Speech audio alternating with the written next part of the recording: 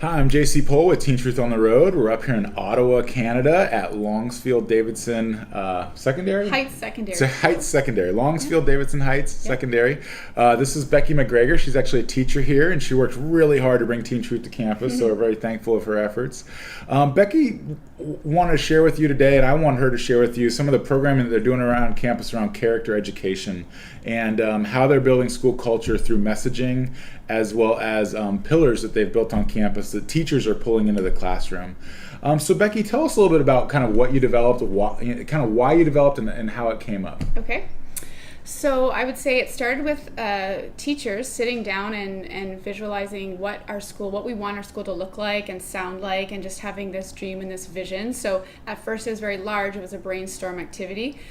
We absolutely wanted to include student voice and student engagement in this. So we then developed questions and used a digital survey to survey our student population. That was a very large initiative. That we got 800 or so responses. We also surveyed staff. So quickly that started to develop. We developed a focus and we established these pillars. So our 4 pillars are respect, inclusion, safety, and empowerment. We love that they spell rise, and now a verb has emerged. We rise up. Also connected is the idea of resiliency in there. So we have a connected initiative with our high school.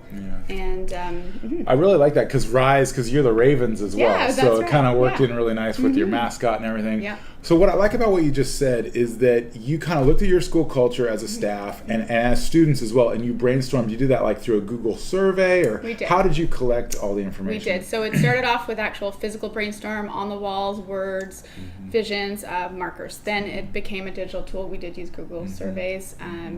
Really easy, And that's so important. You know, we work with so many educators where we work on messaging and how messaging can drive culture, but a lot of times I find it's driven like from the top down. And so you worked really hard to kind of go to the students and bring it from the bottom up to the staff even, and said, hey, tell us your concerns, tell us what's going on, and then now we developed our messaging around that. Absolutely. And that's how the RISE program. Now, when we look at the RISE program and these 4 pillars, respect, inclusion, safety, and empowerment, like how's that going out to the campus now? All right.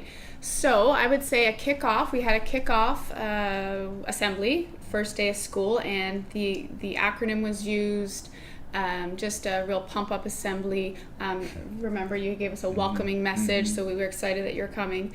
And then we asked students to give us examples of what RISE looks like. So what do we see when we ask for respect? When you look around, what does it look like?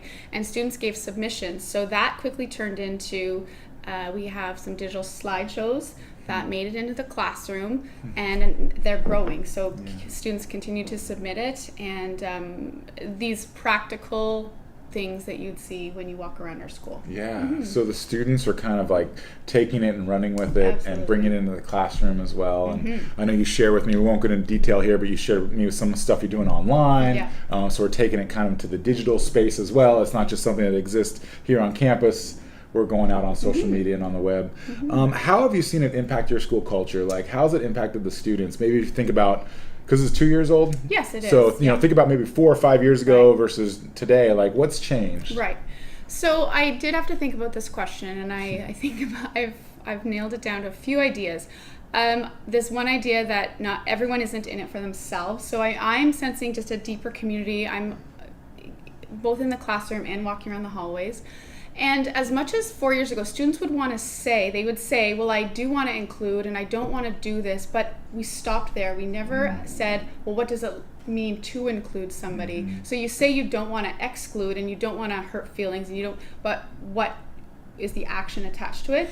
So again, with these student submissions in their world, they have said, we turn to someone and we say, do you want to play soccer? We turn to someone and say, hey, how's it going today?